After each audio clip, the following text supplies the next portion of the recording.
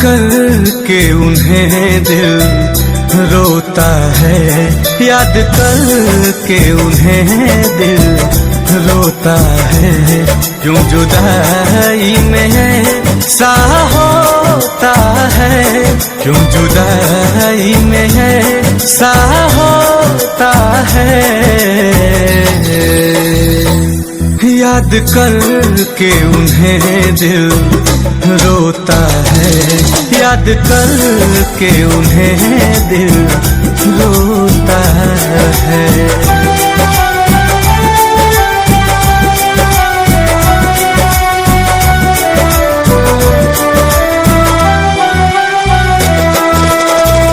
पलकों और दिल में दर्द सोया है, पलकों में आंसू और दिल में दर्द सोया है।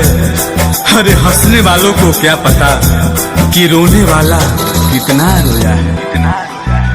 दर्द का आलम क्या मैं कहूँ, बस जिंदा हूँ इतना काफी है। तोड़ दिया दिल सह ना सका है।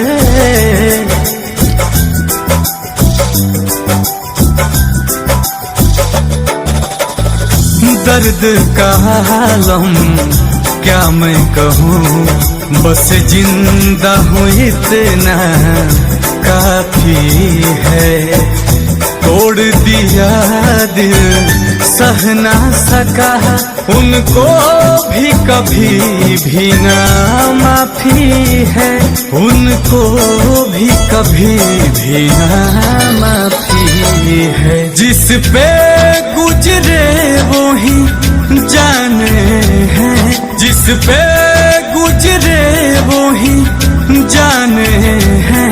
यहाँ दर्द वहाँ कोई सोता है, याद करके उन्हें दिल रोता है, याद करके उन्हें दिल रोता है।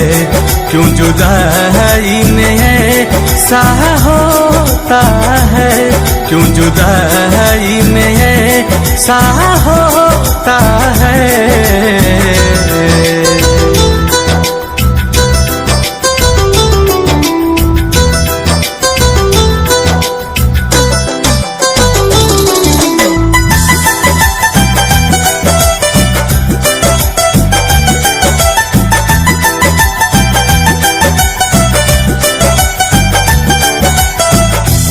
किसी से क्या बताएं कि कितने मजबूर हैं हम, किसी से क्या बताएं कि कितने मजबूर हैं हम।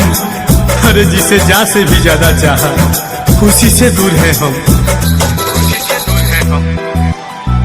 नील कमल ये सच है क्या, जिसे चाहो जुदा हो जाता है। उनको पता क्या गुजरी है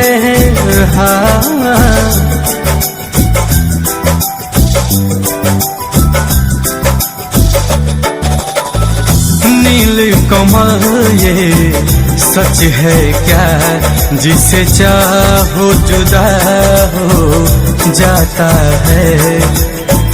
उनको पता क्या गुजरी है, सिवा उनके न कुछ भी भाता है, सिवा उनके न कुछ भी भाता है। ये प्यार तो बस एक धोखा है, ये प्यार तो बस एक धोखा है।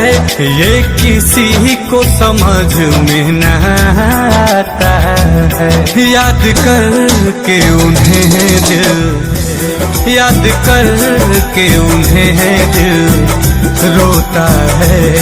क्यों जुदाई में सा होता है, क्यों जुदाई में सा होता